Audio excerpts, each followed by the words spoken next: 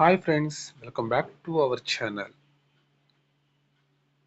బడికి వెళ్ళే పిల్లలందరికీ తల్లికి వందనం అనే పథకం ద్వారా తర్వాత పథకం అమలుకు విధి విధానాలు, తర్వాత ఎప్పటి నుంచి అమలు చేస్తున్నారు, ఈ పథకంలో ఎంత అమౌంట్ ఇస్తారు, దాని తర్వాత పూర్తి వివరాలు ఈ వీడియోలో అయితే తెలుసుకుందాం. ఫ్రెండ్స్, కొత్తగా ఎవరు చూస్తున్నారో ప్లీజ్ సబ్స్క్రైబ్ చేసుకోండి, ఒక లైక్ అయితే ఇవ్వండి. తల్లికి వందనం ఇది ఆంధ్రప్రదేశ్ గవర్నమెంట్ ప్రభుత్వం ఈ యొక్క పథకాన్ని తీసుకొస్తుంది. ఈ యొక్క పథకంలో 15,000 రూపాయలు ప్రతి విద్యార్థి తల్లి యొక్క ఖాతాలో జమ చేస్తారండి. కుటుంబంలో ఎంతమంది చదువుకుంటున్నారో అందరికీ కూడా ఇస్తామని చెప్పి మనకు మేనిఫెస్టోలో చెప్పడం జరిగింది. అందువల్ల 15,000 రూపాయలు అనేది డైరెక్ట్గా వారి తల్లి ఖాతాలో ఇవ్వడం అయితే జరుగుతుంది. కుటుంబంలో చదువుకునే పిల్లలందరికీ తల్లికి వందనం పథకాన్ని వర్తింపచేస్తామని మంత్రి నారా లోకేష్ స్పష్టం చేస్తున్నారు. ప్రభుత్వ, ప్రైవేటు పాఠశాలలో చదివే విద్యార్థులకు ఈ పథకం లబ్ధి అందిస్తుందని అంటున్నారు.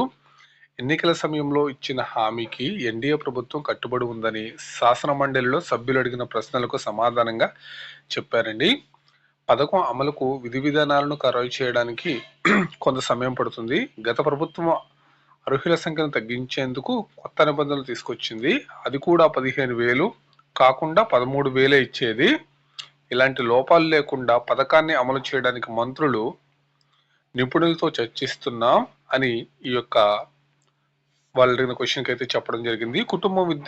కుటుంబంలో విద్యుత్ వినియోగం వాడే వాళ్ళకి 300 యూనిట్లు దాటిందని, ఆధార్ కార్డు చిరునామాలో మార్పు ఉందని, ఇలా రకరకాల కొర్రీలతో గత ప్రభుత్వం చాలా మందికి అమ్మ ఒడి అనేది ఇవ్వలేదు అని చెప్పి చెప్తున్నారండి. సో దీన్ని అధిగమించడానికి ఈ అప్డేట్ అయితే ఈరోజు ఇచ్చారు. బడికి వెళ్లే పిల్లలందరికీ తల్లికి వందనం పథకం కింద వీళ్ళకి తల్లుల ఖాతాలో అమౌంట్ అయితే జమ చేస్తారండి. లబ్ధిదారుల సంఖ్యను తగ్గించిందని ఆ తర్వాత పీడీఎఫ్ ఎమ్మెల్సీ లక్ష్మణరావు చెప్పారు. ఈ పథకంతో ప్రభుత్వ పాఠశాలల్లో ఉనికి ప్రమాదంలో పడకుండా ప్రభుత్వం జాగ్రత్తలు తీసుకుంటుందని ఎమ్మెల్సీ వెంకటేశ్వరరావు సూచించారండి. రాష్ట్రంలోని 11,000 పాఠశాలల్లో 10 మంది కంటే తక్కువ సంఖ్యలో విద్యార్థులు ఉన్నారు. 2019తో పోలిస్తే 2024 నాటికి ప్రభుత్వ పాఠశాలలో చదివే విద్యార్థుల సంఖ్య సుమారు 72,000 తగ్గింది. వీటి కారణాలేంటో, విద్యార్థుల సంఖ్యను ఎలా పెంచాలి, నాణ్యమైన విద్యను ఎలా అందించాలని వీటిపైన వీళ్ళు పర్యవేక్షిస్తున్నారు, నిపుణులతో భేటీ అవుతున్నారు. పొరుగు రాష్ట్రాల్లో అమలు చేస్తున్న అత్యున్నత విధి విధానాలను పరిశీలిస్తున్నారంట.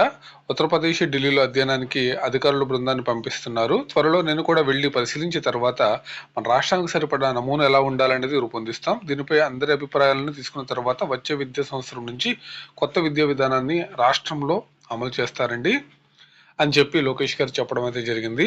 తర్వాత గత ప్రభుత్వం ప్రవేశపెట్టిన టోఫెల్పై సమీక్షించిన తర్వాత నిర్ణయం తీసుకుంటామని మంత్రి లోకేష్ గారు చెప్పారండి. అంటే టోఫెల్ ఉచ్చారణ అంత అమెరికన్ యాక్సెంట్లో ఉంటుంది. అది 3 నుంచి 10వ తరగతి చదివే విద్యార్థులు అర్థం కావట్లేదు. ఉపాధ్యాయులకు శిక్షణ లేకపోవడం వల్ల పిల్లలకు నేర్పించలేకపోతున్నారు.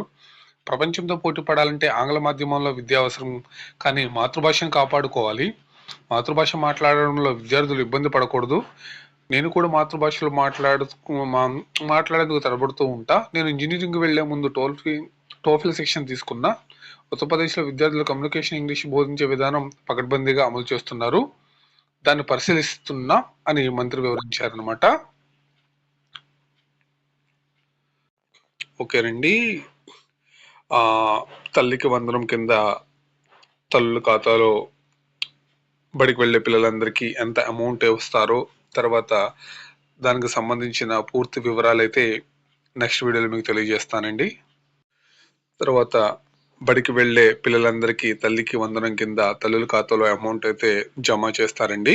తర్వాత దీనిపైన ఇంకా పూర్తి అప్డేట్ అయితే రావాల్సి ఉంది. ఓకేనండి.